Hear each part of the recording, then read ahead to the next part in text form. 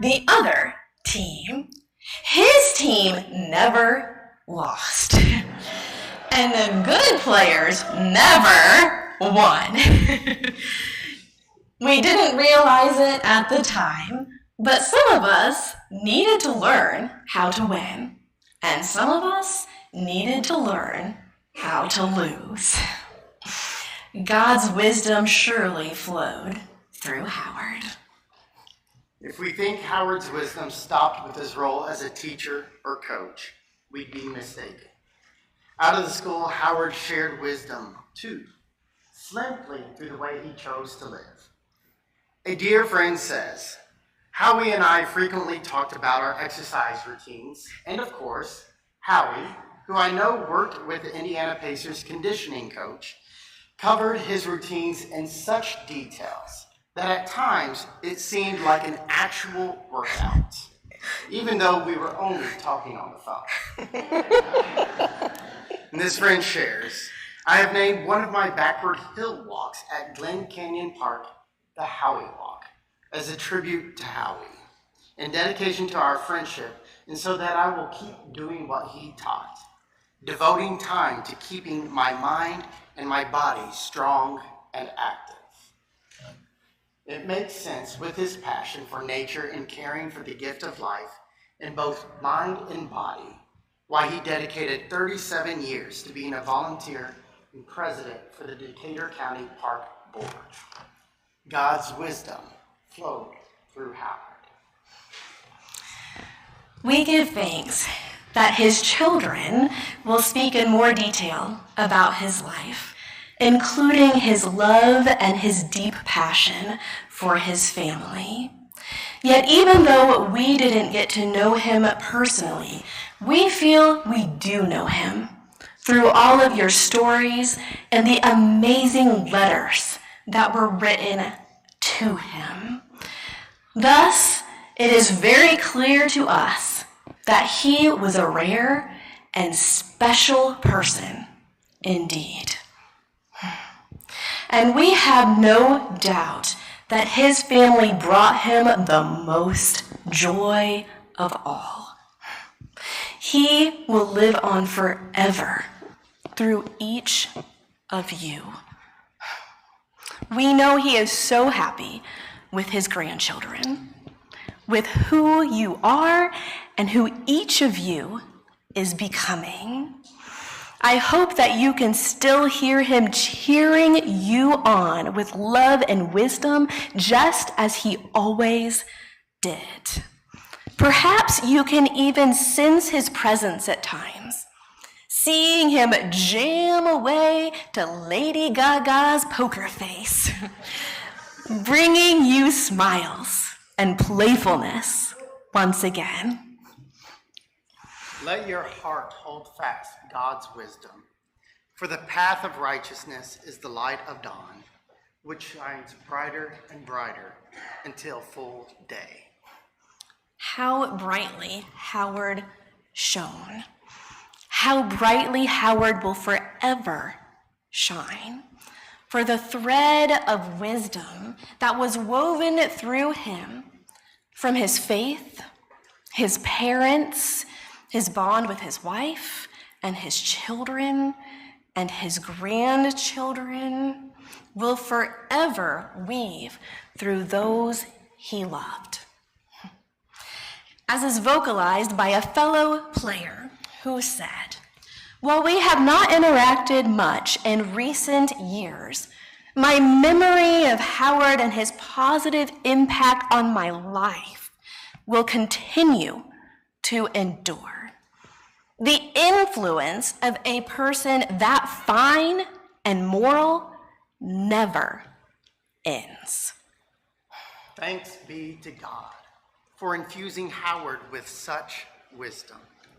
May we aspire to live with such godly wisdom ourselves, making the world a more positive place for people of all ages and abilities and for God's creation, especially hogs. Thanks be to God for Howard Allen Wilkison, who lives on forevermore through you. Amen.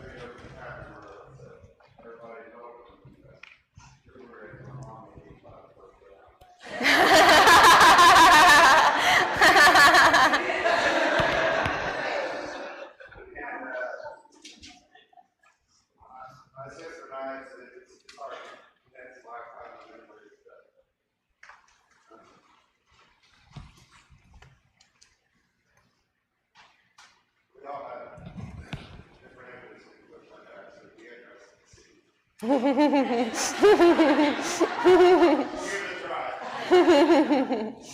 an introduction like that, how can I go from here? I was the only girl and oldest, so I kind of paved the way, and sometimes the way was good and sometimes the way was not so good. So I'm gonna, as I said, it's probably a totally different perspective of my dad than the boys had, but it's my perspective. The inspirational author, H. Jackson Brown, once said, "Life doesn't come with an instruction book. That's why we have fathers." Howard Allen Wilkison was born January 19th, 1940, in the rural community of Clarksburg, Indiana, to Mary Alice Height and Harold Wilkison. He had a six-year older sister, Marjorie, and the family were hardworking farmers who had livestock and crops and made this as a living. What they didn't have in monetary means, they were bountiful in love. One thing that was a priority to that family was spending time together over dinners and at holidays. In fact, I recall one story my dad would often tell us, that he didn't get new shoes every year, that they would just replace the soles and go on, and he had hammer toes because of it.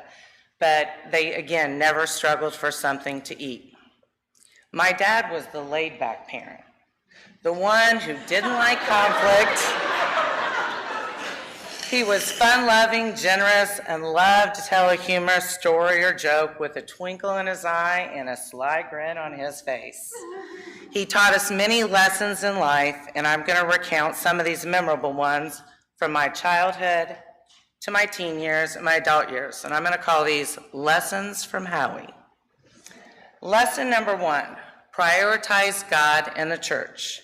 Sundays were spent going to this Presbyterian church to attend both Sunday school and church, and eating afterwards a Kentucky Fried Chicken for our afternoon lunch. We had a saying at our house: if you were too tired to go to church, then you were too tired to do anything the rest of the week. So, as kids knew that there was no arguing, we had to get up, attend each week.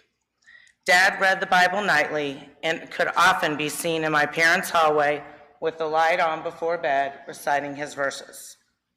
Lesson number 2, set a goal every day. Dad worked 2 jobs. He was a 5th grade school teacher, and he also raised hogs. He reminded me often, if you don't set a goal every day, you'll accomplish nothing. Laziness was not tolerated. If we complained about doing a chore or working around the house, Dad was quick to give us a swift kick in the pants to keep us moving along and remind us to stay on our task. Lesson number 3, make no excuses. Whether it be playing time or a poor performance on an athletic team, a low test score, or a work disappointment, Dad shared, no one's going to feel sorry for you. It may sound like tough love, but it prepared us for reality. We knew excuses would not float as reasons for failing. There was only one thing to do. We had to pick ourselves up by our bootstraps and get back to work. Failing was no one's fault but our own. Lesson 4, as I heard shared earlier, make time for exercise. In elementary school, Dad would take us to either the Greensburg Armory or German Elementary just to shoot baskets, play around, or be active. He was a fierce competitor, especially known in his favorite sport of basketball. Playing for Clarksburg, Ball State, Gus Mackers, 50 and older, 70 and older, tournaments throughout the country. He prioritized working out, lifting weights, and being a top contender on the court. Even during COVID, he would walk the 1-mile trek down to the White Barn and back, and told me he'd do step-ups on his hog trailer to keep in shape when gyms were closed. Lesson number 5, learn how to have fun and stay young forever. Most remember Dad with a smile on his face. He was rarely in a bad mood, and he loved to laugh and tell jokes. His love language was teasing, and if he gave you a hard time, you knew he cared about you. Dad's favorite culprits were his friends, family, grandchildren, and animals. Those he truly liked were the ones who took the most ribbing. Dad was the ultimate kid. One example known to many, and I'm sharing a similar story, sorry, was him playing top 40 music, blaring out his truck as his truck was rocking to a loud bass beat coming from Mary J. Blige, the Black Eyed Peas, or Lady Gaga, blaring from a 70-year-old at the time's windows at his truck. Lesson number 6, learn how to get along with others. When high school came around, I was very opinionated, and my mom and I would butt heads often. Dad was the mediator. When I missed a curfew, Mom would drive around late at night with other parents, looking for us girls and wondering if we were dead in a ditch. Before her departure, my dad would always yell from bed, "The girls are fine," and didn't keep her from coming out the door. This became evident one night when I ran into trouble with some girlfriends, and Dad reminded them to relay to me, "Stacy's just gotta realize life ain't a ha-ha party." Dad was quick to forgive, rarely got upset, and lived life with no regrets. Lesson number 7, education is the key to success. Teaching for over 40 years, it was apparent that my parents prioritized education. Having both a mother and father in education could be both rough and have its advantages as a child. The negative was their connections to my teachers and the inside scoop they would get. The positive was all the extra help they could offer us with homework and projects. Both my parents stressed to us a degree was something that you could never take away. It could open doors and provide stability, and offered an occupation that heavily influenced others. Both Howard and Doreen were examples of how teachers in education could shape students and leave lasting impressions. Lesson number 8, devote yourself to loving others in your community. Dad was quick to say "I love you" when he ended a conversation. He cared deeply for his friends and his family, and especially the Decatur County community. Howard had lifelong friends through childhood, hogs, education, and his love of basketball. Spending time with friends was something he always made time for. He gave himself selflessly to causes that he felt were important, like the Presbyterian Church, the county fair and 4-H, the park board, and youth sports. Lesson number 9, there's little better than nature. Dad's roots shone through with his garden of homegrown produce, growing about any seasonal vegetable one could imagine. He also planted fruit trees to line the family property and would pick cherries and peaches. He was quick to share his bounty with family and friends and would proudly say to us, "No pesticides were ever put on this," and would remind us how healthy it was for us.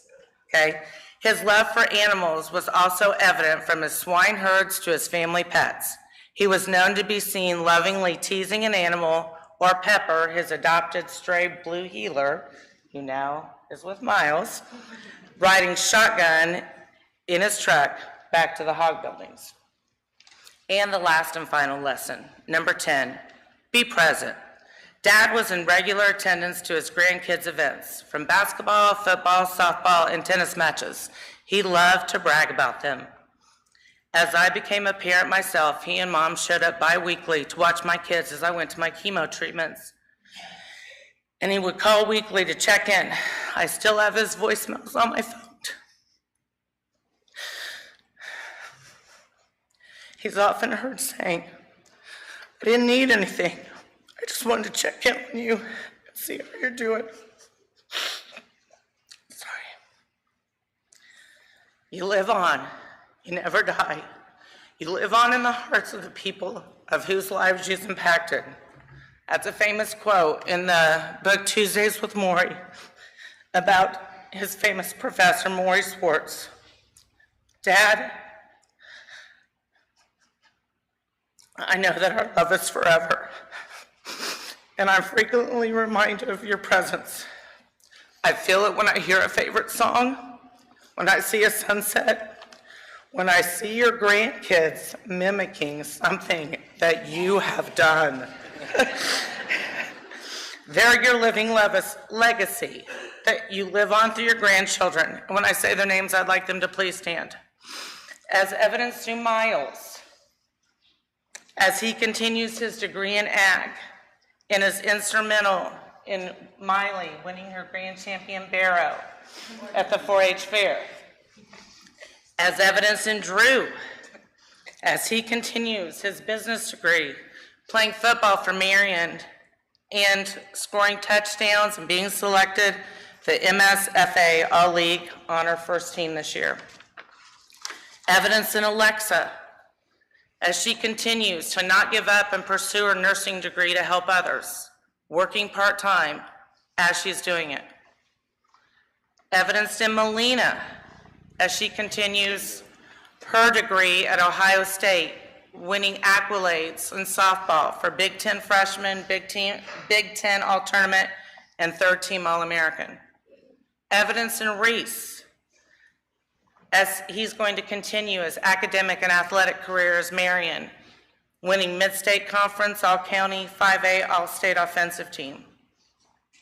Evidence in Riley, who went to state this past year in tennis as a junior in #1 singles, and is also a member of the National Honor Society. Evidence in Miley, who's now on a hiatus because she's injured, but was a starting member of the Lady Pirates basketball team, averaging 18 points a game, and named All-Conference. I'll never forget his quote with Miley: "If you can't get along with Miley, you can't get along with anybody." And evidence in my mom, continuing to make Dad proud every day, staying busy volunteering, playing bridge, and remembering Dad whenever you can. I know you are beaming with pride, witnessing these moments and watching your legacy continue. Your lessons are continuing as well with Spencer, Stan, and myself as we teach these important skills to our children. We all love you, Dad. It's not goodbye. It's see you later.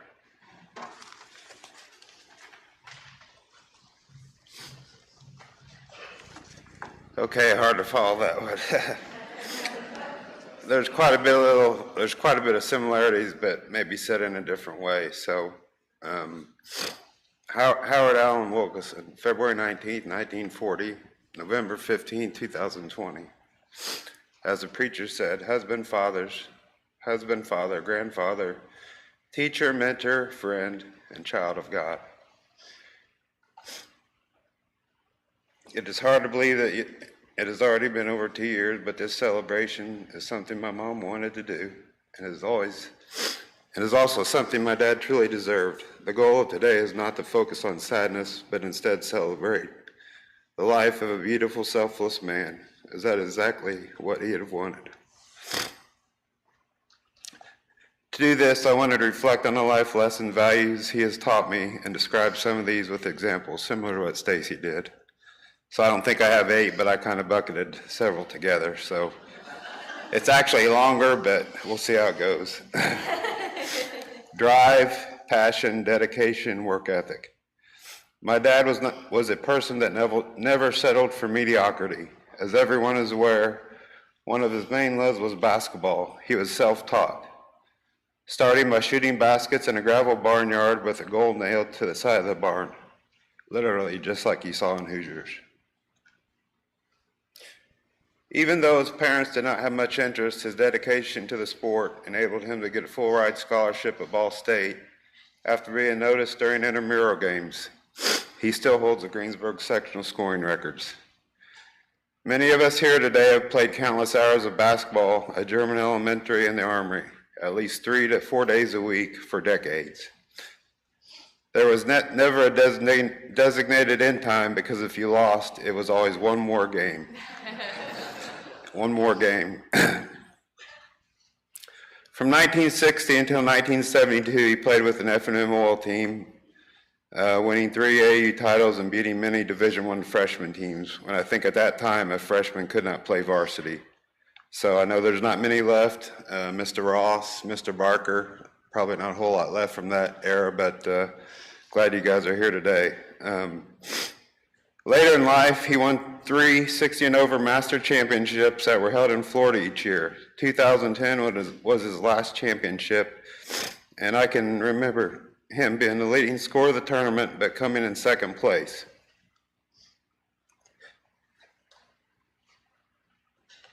After returning home from the tournament, he decided he was not going to come in second place again.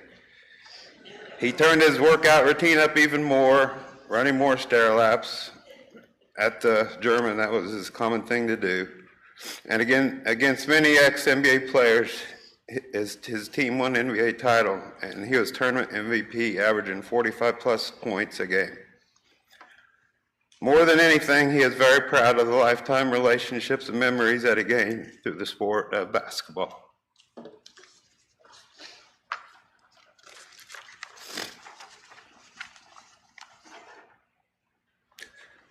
A direct reflection of this drive passed down is when my daughter Melina decided to run track in 8th grade. Everybody knows her, she's always fast, but never ran the 100 meters, but decided to give it a try. On her first race, she got beat, maybe a half a step or so, but she got beat. And as usual, Mom and Dad said, "Good job, get him next time." But she was quick to answer, "No, I will not lose another race this year."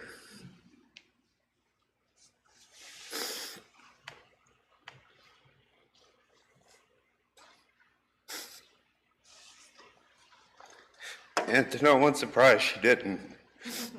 All the grandchildren have continued the same mindset and will continue to do great things.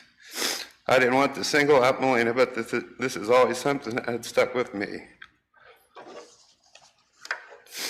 As neighbors, I was pretty much had a front row seat to what my dad did on a daily basis, and vice versa. So it worked both ways. What I still have a mental screenshot is my dad walking down the road with his dog Pepper.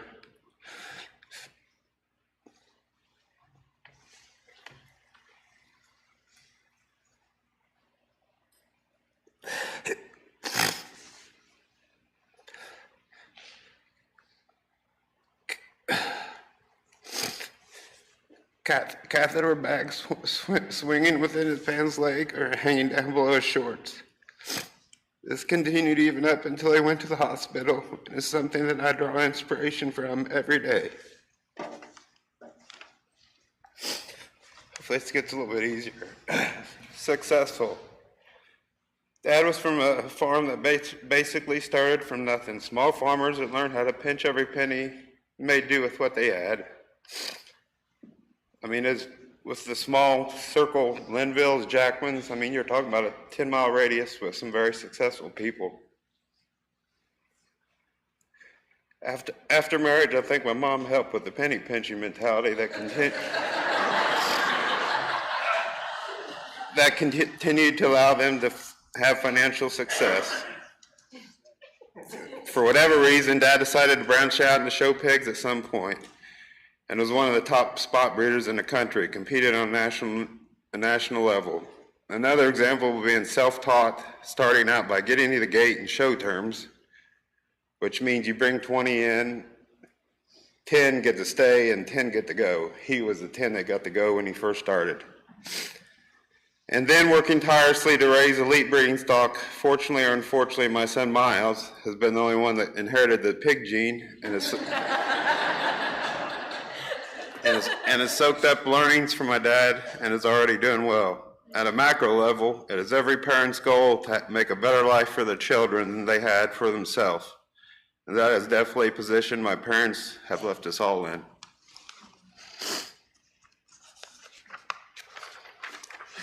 Preparation, discipline, commitment. As a kid, I'd always ask my dad, how good is that team going to be? How good of hogs do you think will be that show? His question back to me was, have you done everything you can to be ready? And if you have, then you do not have anything to be worried about.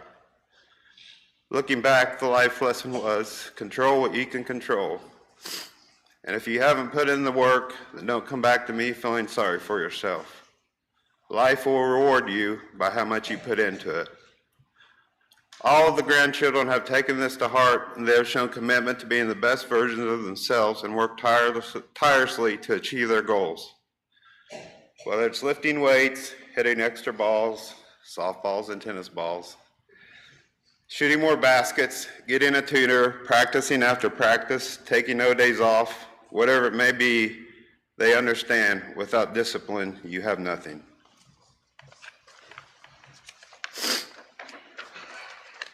Family. Out of everything I'll talk about today, his family was his number one priority. He was always there for us growing up and supported us in every endeavor we participated in. He was there to help encourage, coach, and put in extra work for whatever passions that we had. As long as I can remember, he never missed any of our games or school events. It may not seem like a big deal, but seeing your parents in stands before a game, when they give you that head nod, just kind of puts you at ease, and it always meant a lot seeing them, and it's something you look for when you're at a game to spot your parents out. As present as my dad was with us 3 kids, I think he became even more passionate about his 7 grandchildren. It's hard to try fitting everything in for mom and dad, but they always tried to be fair and make it a priority to not miss anything. Sometimes the drives took longer than the event, but to them it did not matter. I've also been blessed by my in-laws that they have supported all my kids with the same commitment. I know he continues to witness the success of all the grandchildren, but oh, how it'd be so fired up to see them playing in person. He'd be so proud of what they accomplished and have yet to accomplish, and how they continue to grow and have success. You 7 were the light of his life, and he'd be even more proud of the character, people, and young adults you have become.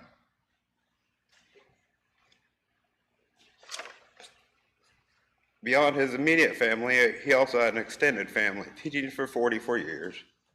Just think how many lives he has influenced during his teaching career, and Mom has received many letters that have been shared today through past students that have conveyed how much he has impacted their lives. She's got several shoe boxes full, so it's actually quite amazing. Mom,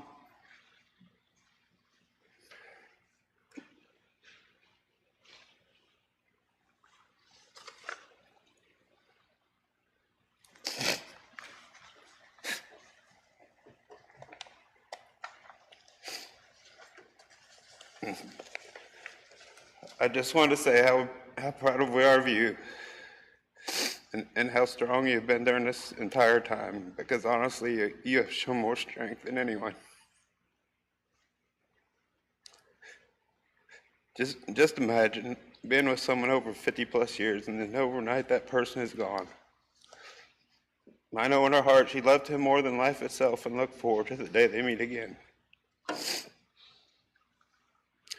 I do think death has put things in better perspective for her, because believe it or not, she's learned to be more chill and take one day at a time. She has not sat around feeling sorry for herself, but still remains active, meeting friends, swimming, busy with family, going to games, and playing bridge. She has continued to have her own identity and is a selfless, caring person that continues to volunteer at the Bread of Life and visiting nursing homes on a weekly basis. I also want to mention how my heart overflows with gratitude that she is blessed to have such great friends that keep her involved. I want to thank all of you from the bottom of our hearts for including her. Mom, you're a rock, and we love you more than anything.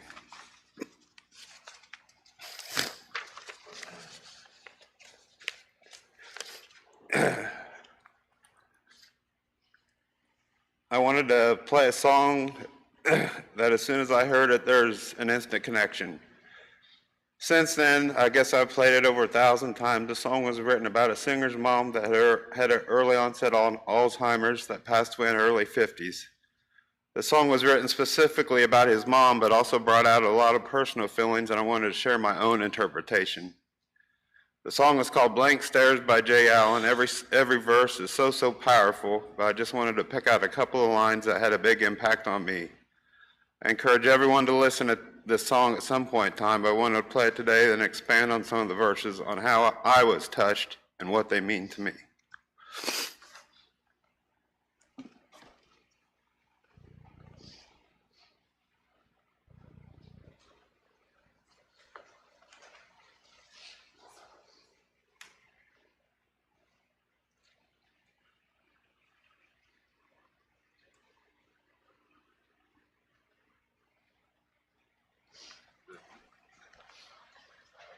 Oh, the power went on?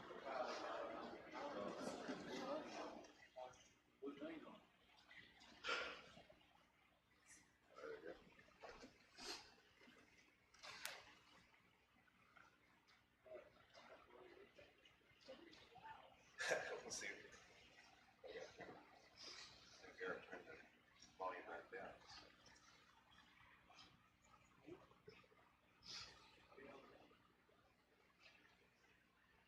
Showing up on the first page of Google might not be the best for everyone. Okay, just was wondering what you're doing, and I want to ask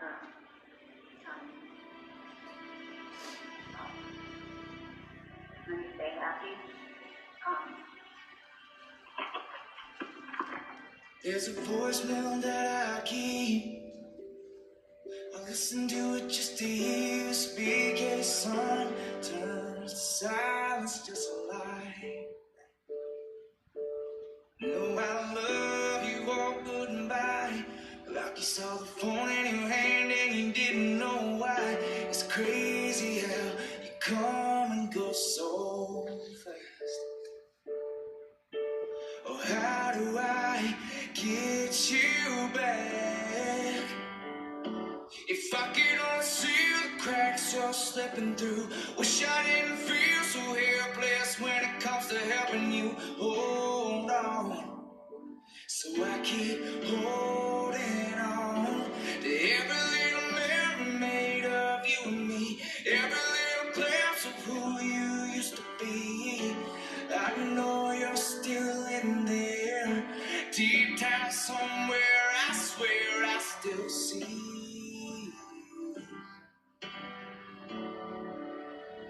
Between the blank stares.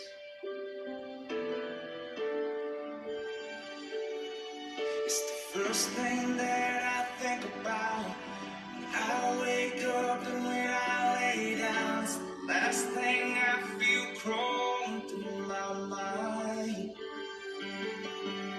I'm still trying to understand it. Sitting next to you, holding your hand and hoping you won't fade away this time. Just stay a little while, please stay a little while. If I could only see the cracks you're slipping through. Wish I didn't feel so helpless when it comes to helping you. Hold on, so I keep holding on to every little memory made of you and me. Every little glimpse of who you used to be. I know you're still in there. Deep down somewhere, I swear I still see. Between the blank stares, it's getting harder and harder to watch you disappear. Oh, you're falling farther and farther and leaving me in tears. If I could only see the cracks you're slipping through. Wish I didn't feel so helpless when it comes to helping you. Hold on, but I keep holding on. Every little memory made of you and me. Every little glimpse of who you used to be. I know you're still in there. Deep down somewhere, I swear I still see.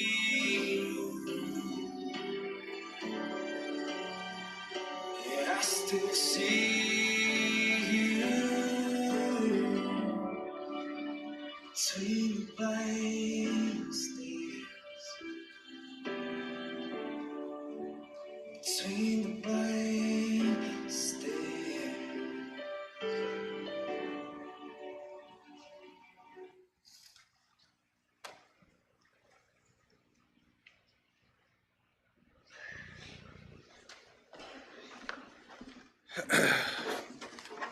Like I said, there's a lot of connection, but also a lot of inverse connection that I'd like to briefly talk about.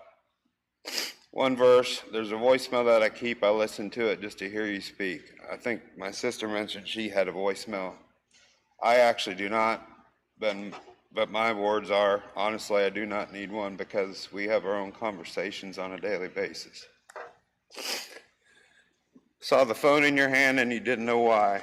Unlike his mom that went through this painful struggle with this degrading disease, he did not have to suffer by having a disease that took his quality of life away. For sure, he would not have wanted to live a restricted lifestyle or be a burden to anyone in any way. When I wake up and when I lay down, it's the last thing I feel crawling through my mind. It is not always the first or last time of day when I think about him, but it can be any time of day. Anyone that has had a loved one that has passed knows there's no predictability, as it can be any time or situation that sparks in memories and emotions. I can promise you this, there are no timeouts when it comes to thinking about a family member that has passed.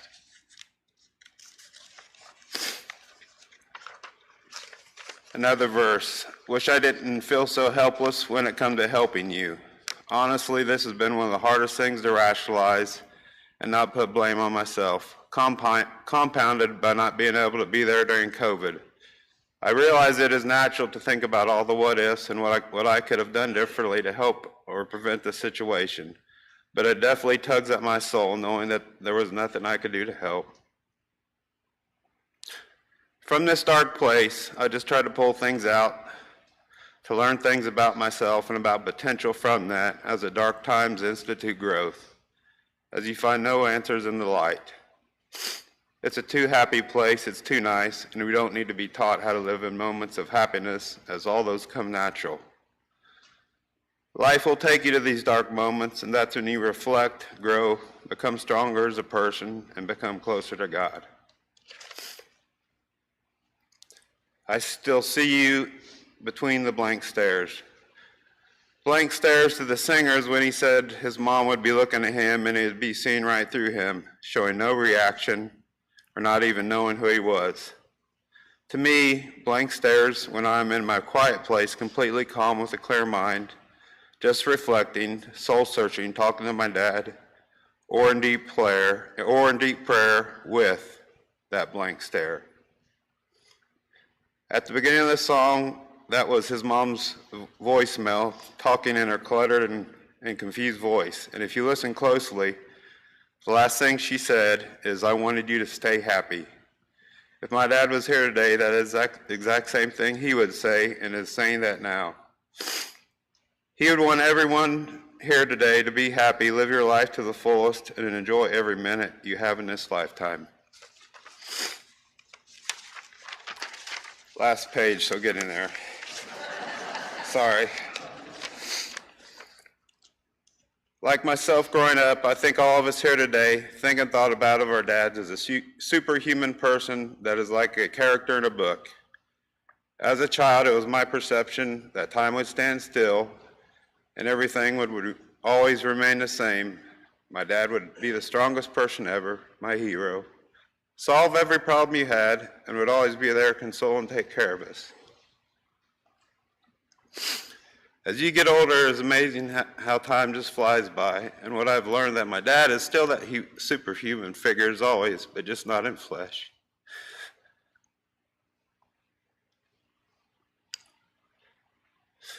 When he died, a piece of me died.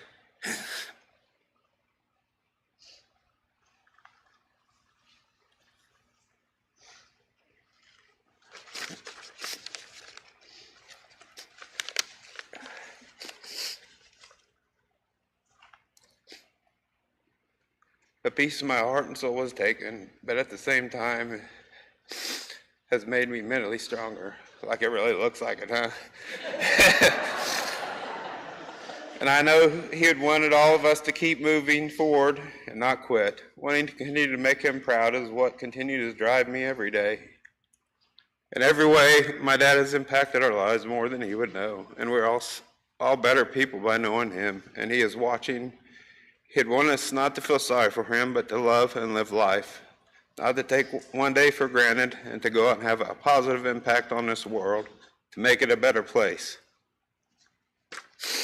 I'll finish with a couple short Bible verses that I felt were appropriate. Psalms 73, verse 26. My flesh and my heart may fail, but God is the strength of my heart and my portion forever. Job 19:25 through 26. For I know that he is my Redeemer. I know that my Redeemer lives, and that in the end he will stand on the earth. And after my skin has been destroyed, yet in my flesh I shall see God. Dad, it has been an honor and privilege to be called your son, and you're absolutely the best dad a son could ever have. I would not have changed one thing about our relationship we had. We love and miss you, and I look forward. And we love and miss you, and I'll forever look forward to seeing your face again. By the grace of God, it was never a goodbye, but when we meet again. Love always, your son, Spencer. So we'll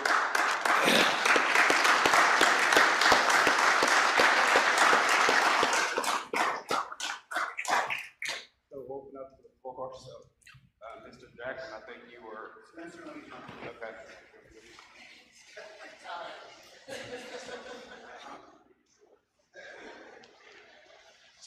First of all, I want to thank Spencer and Stacy for sharing that. That's not easy. That's a hard thing. And I know that Stacy spent a lot of time getting her thoughts in line, and I thank them for having that courage. That's not easy. But I'm John Byerly, and I've been married to Stacy for 31 wonderful years. Okay? Maybe it's embellished a little bit, okay? But, so I want to give the perspective from the guy that married into this. And so, Stacy, Wilkison, and I have got some running jokes, but we'll keep those to ourselves for now. But the thing that I remember most about Howard, there's only three, right? I'll keep it to three. But the first one is I remember when I pulled up in the driveway out at the house, out at Greensburg, and I'm standing in the driveway, and of course Howard might have been running a little late. And that's okay, right? If that's the worst thing that you get out of it, then you've been lucky. But we pulled up, and I'm standing in the driveway waiting on Howie to show up. And sure enough, he pulls up in this beat-up pickup truck with sweats that are too big on, jumps out of the truck with the half-chewed cigar, and sure enough, the dog jumps out the side. And what I remember, we touched on it kind of briefly a little bit earlier, but Howard's love for animals is something that sticks out with me. And I know that Miles sitting over here is looking after the hogs as we go forward, and I know Howard is awfully proud of that. So his love for animals. I remember the other time when he took me back for the first time to see these animals in the back. They were the biggest hogs I ever saw in my life. I mean, I didn't know pigs got that big. And then he walked towards one of them, smacked one of them right in the butt, and I thought that hog was going to kill Howard. I was like, Howard, that hog's a lot bigger than you are. You better be careful. But, Howard knew what he was doing with those animals, and his love for animals was just great. The other thing here the second thing is faith. One of the things that I will never forget, and one of the things that I value tremendously, is being in this building on Christmas Eve, when everybody lights the candles, right? And it's the very end. It's the singing of Silent Night. And I know Spence and Stacy touched on it, on how important church was to them, and I thank Howard for being the leader on that, because without that, I wouldn't have got to experience that song, which is one of my favorites. But To Faith, I want to read one of my favorite verses that I think will summarize Howard. I know there's some big words in here that I know he would value. It's Romans 5. Therefore, since we have been justified through faith, we have peace with God through our Lord Jesus Christ. And I know Howard has that peace right now. And through that faith, we have gained access by faith into his grace in which we now stand. And we rejoice in the hope of the glory of God. Not only so, but we rejoice in our sufferings, because we know that suffering produces perseverance, perseverance character, and character hope. And hope does not disappoint us, because God has poured out his love into our hearts by the Holy Spirit with whom he has given us. So I know it's been 2 years, and I know that there's probably still a lot of us that are suffering. But just remember those words, perseverance, character, and hope, as you move forward, because I know Howie wouldn't have wanted any of us to be sad on this day.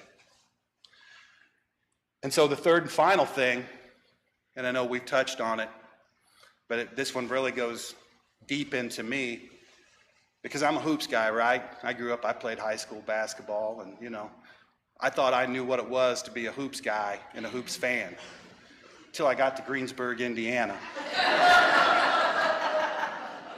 And realizing what that really meant and how important it was to Howard. And so it went past hoops, right? It went to all the other sports that all his grandkids have done or will do and continue to do. And I remember that same day where I got introduced to Howie jumping out of the beat-up pickup truck, I went into the den on the left-hand side. And I walked in, and there's all this hardware from these guys winning all these basketball tournaments. And I thought I was in the NBA Hall of Fame. I really did. I looked at that, and I went, where am I exactly? And I just realized I was in Greensburg, and it kind of clued me on to what it's like to be a true basketball fan. Not only that, to be a truly great standout in the game. But from my perspective, we talked about the individual accolades, and this is where I was going to jump in and talk about these 7 great grandkids that he's got, but we've already done that. So I'll just summarize that with the future is bright, because of the grandkids that Howie has been such a part of. But how I'm going to remember Howard is that he was the ultimate team player. And we talk about individual accolades, but to me, a team player is making the people around you better. Whether you were a student, whether you were a friend, whether you were a basketball buddy, whether you were family, you were better because you knew Howie. You really were. And I think that's one thing that all of us have in common here. So as the guy that married into this, it's been my good fortune for 31 years to be a part of this, a small part of this. And I'm eternally grateful for that. And I would just like to say that it's been my honor and privilege to be a part of this family, that Howard and Doreen, through their kids, Spencer and Stan and Stacy and their grandkids, have done such a wonderful job with. And I know that Howie's looking down at us right now, and he's incredibly proud of everything you guys have done. Thank you.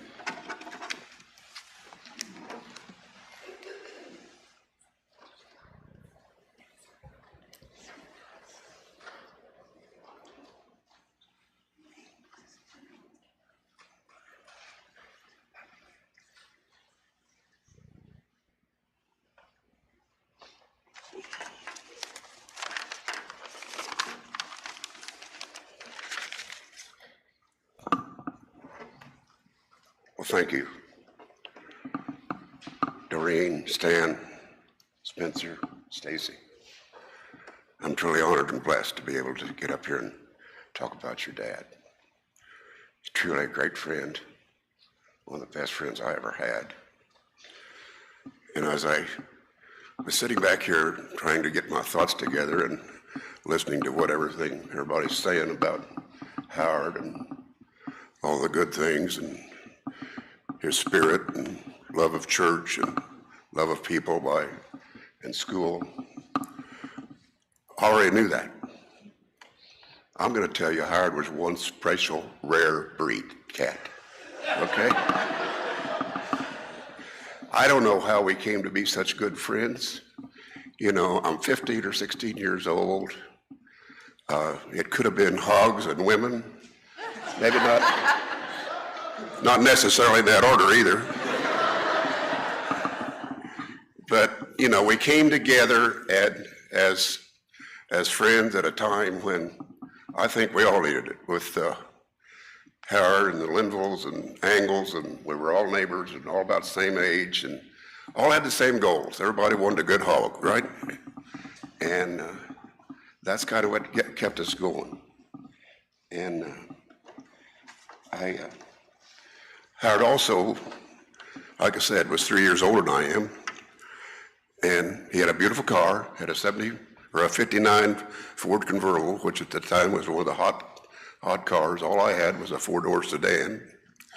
And, you know, everybody's talked today about how great Howard was, but we've all got some things that we'd like to take back, some things that don't work out the best.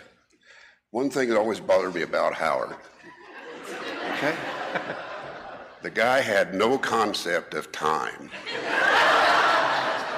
Didn't know where he was supposed to be, at what time. If he got there, he was, you know, we'd go to the Pacer game, meet over there at the Catholic Church up on 421, and bust up there, you know, and run into the gym, you know, maybe make the tip off, maybe not, you know. But, I mean, he knew everybody, and we got through all the gates and everything without having to stop. But, you know, that's one thing. And he, no response to time. Net deadlines, I don't know. I don't know how he made it to school on time. I suppose he did, but that's just one thing. But I tell you what, Howard was a great guy. The best thing about Howard Wilkison was his competitive spirit. And that is translated not only through his kids, but through his grandkids and how successful they've been. Howard had a goal, or he didn't have a goal. He had a motto. Howard thought, and he knew, he told my grandson one time when we was practicing basketball, he said, you got to make yourself believe that you're the best player on the court. Whether or not you are, doesn't make any difference. But as long as you believe that you're better than the next guy, or you're better than the next guy that's guarding you, you've got about half the job fixed. And I'm sure that was played out with F&M and all the basketball, the master's program with Barker and Dave Ross. And speaking of F&M oil, why would they take Jackman? You know, this ball team was put together with players all over the state, and they took me along just because, I don't know why, I guess I was a water boy or something, but we went up to, I went with them one time up to the Boys Reformatory at Pendleton, and they were in a tournament up there, and I don't know how many teams were there, but, you know, Howard and I knew a couple of people that were in that reformatory, you know. And one of them had a reputation of being he could hotwire a car faster than anybody in the United States. He could steal a car in 15 seconds. And Howard would talk to him for half an hour or so, figured out how we could hotwire a car. And I said, Howard, they probably got another room in here for us if you could keep talking to him. But that's one thing.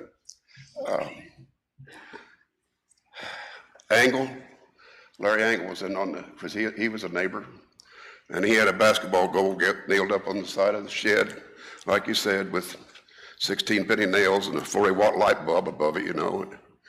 And there was not two more competitive guys in the world than Larry Angle and Howard Wilkison.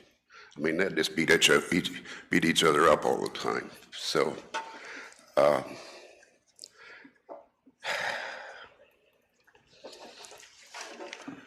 he had a great life. Parks Board, 37 years. That's amazing. That's amazing. And Decatur County, and because of all the work that Howard did and the administrations have done, this county has good park service. and they have a lot to be proud of, and I'm sure Howard had a lot to do with that. Now, if you'll bear with me a while,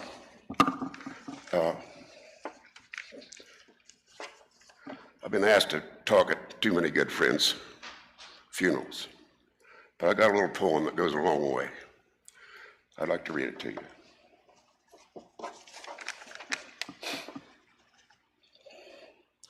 I read of a man who stood to speak at the funeral of a friend. He referred to the dates on the tombstone from the beginning to the end. He noticed that first came the date of birth and spoke the following date with tears. But he said what mattered most of all was a dash between those years. For that dash represents all the time that they spent alive on earth, and only those who love him know what that little line is worth. For it matters not how much we own, the cars, the house, the cash. What matters is how we live and love and how we spend our dash. So think about this long or hard. Are there things you'd like to change, but you'll never know how much time is left? It can still be rearranged. If we could just slow down enough to consider what's true and real, and always try to understand the way that other people feel, and be less quick to anger and show appreciation more, and love the people in our lives like we've never loved before. If we treat each other with respect and more often wear a smile, remembering the special dash might last a little while. So when your eulogy is being read, with your life's actions to rehash, would you be proud of the things they say about how you spent your dash? And I'm sure Howard and Doug are proud of their dash. Thank you.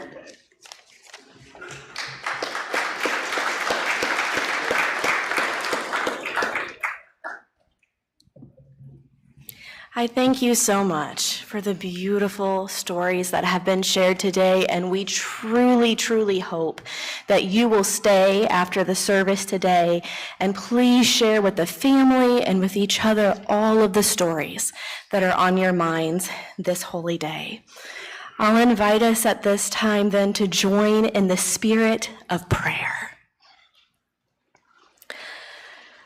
God of love, who lives and breathes beside and within us, thank you for every emotion that has been felt in this sacred place.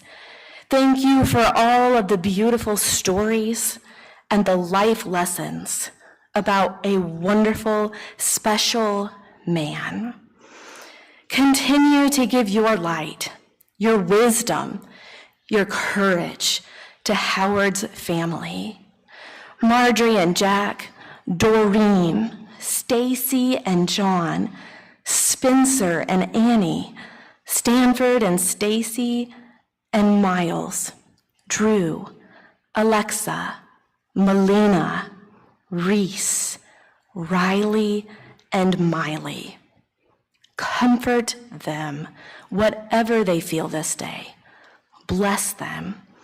Help us to recognize your spirit near us and to know that Howard's spirit continues to be near to us, especially when we need him most.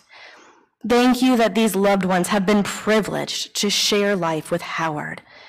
May all those who were touched by Howard share the love of Christ that they experienced in him, giving thanks for God's amazing grace that leads all of us home to you. And so we join in one voice the prayer that Jesus taught us to pray, praying, Our Father, who art in heaven, hallowed be thy name. Thy kingdom come, thy will be done, on earth as it is in heaven. Give us this day our daily bread, and forgive us our debts, as we forgive those. Lead us not to temptation, but deliver us from evil. For thine is the kingdom, and the power, and the glory forever. The Romans passage was shared with us today all about how grace leads to hope. So it makes sense that the family requested that our final song today is about grace. And the wonderful, wonderful news of today is that there are not enough music books for everyone that is here, but most of us know at least one verse of Amazing Grace. So I am going to invite us all to stand now and sing together the first verse of Amazing Grace.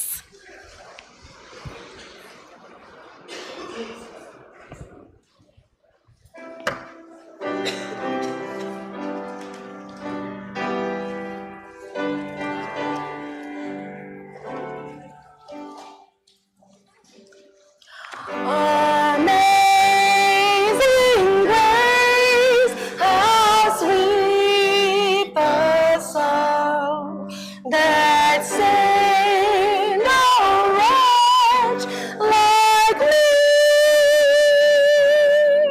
I once was lost, but now am found. Was blind, but now I see. This congregation warmly welcomes everyone to continue celebrating the life of Howard with a reception in our reception hall, right down the stairs or down the elevator.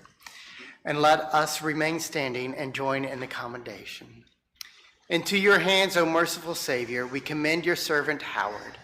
Acknowledge, we humbly pray, a sheep of your own fold, a lamb of your own flock, one of your own redeeming. Receive him into the arms of your mercy, into the blessed rest of everlasting peace, and into the glorious company of the saints and lights. Amen. Amen.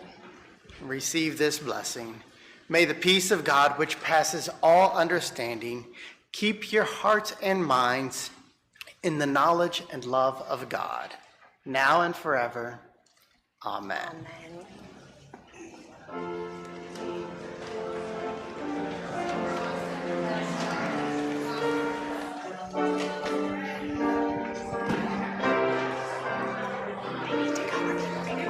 Oh, Doreen. Oh, what a perfect sermon. I didn't know how Gotta long be- my